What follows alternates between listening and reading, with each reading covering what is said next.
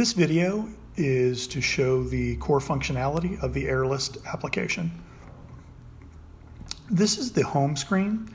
This is the main and center area for the application. The application is structured like this. There are 8 categories with 100 questions total and 941 total items. The 8 categories are not part of the IDRS. They are simply just ways to break up the 100 questions. The 100 questions and their 941 items are part of the IDRS, the International Deceased Resolution Standards. You can find them if you go to death.org or if you go to deathcenter.com. So how this works is the questions beneath the categories, if you select them as yes or no, they either include or exclude the specific items beneath them.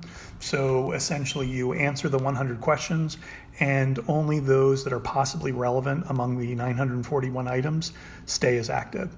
So let me walk you through this. So remember CQI, categories, questions, and items. And then also remember that Roman numerals are for categories, as you can see here, 1 through 8. If we click on the first category, there's 8 questions that are still active.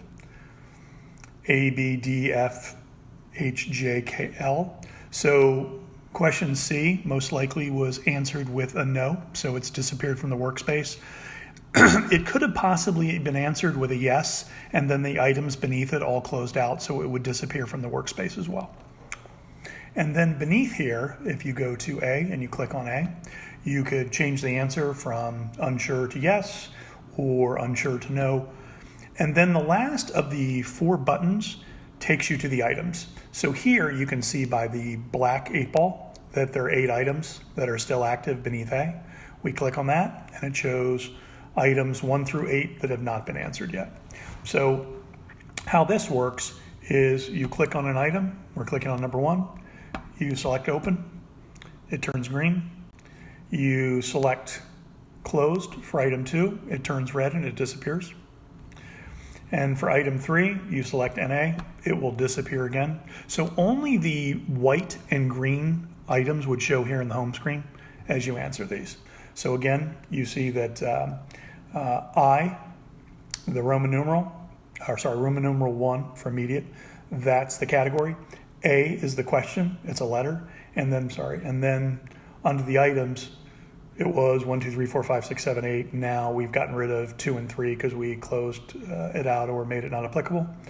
And you can see the other items. In some cases, let's say you weren't sure what one of the items was. So here, if you click on the item, again, you can assess the status, open, closed, or not applicable, or this last button, detailed.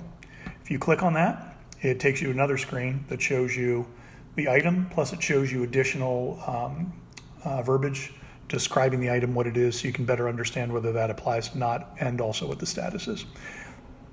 In this screen, we also have 6 buttons on the bottom. The 3 buttons, as we talked about before, the open, closed, are not applicable, and we're going to close this out in a second.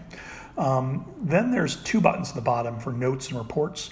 Notes is a premium feature that allows the users to add notes either for a specific question or a specific item or in general.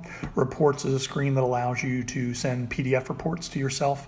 There's 6 reports, total of about 190 some pages, all the activity, all the questions answered, items, breakdowns, all the notes. It's very useful if you're actually working with a team and collaborating. So we're going to select closed on this, and so that 4 is going to turn red. And it takes us back to the earlier screen, and then 4 disappears. So that's how you understand the home page. So again, categories, questions,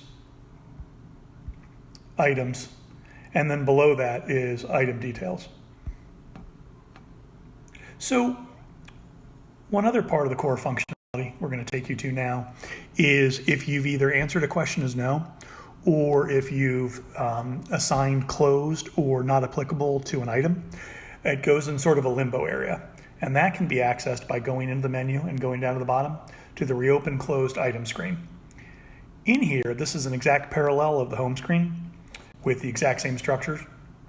And this has all of the no, closed, and not applicables in addition to The others, anything that's been answered should be in here. So here, and let's look at E. Here, we said, hey, there wasn't an autopsy that was requested.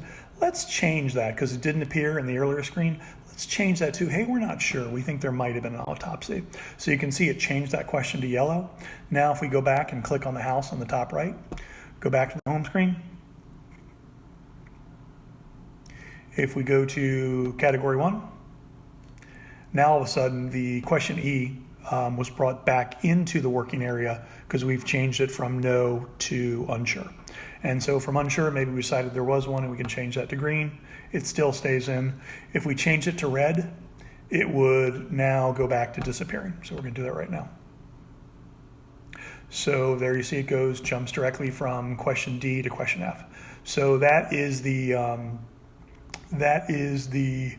core functionality of the HeirList application, and thank you very much.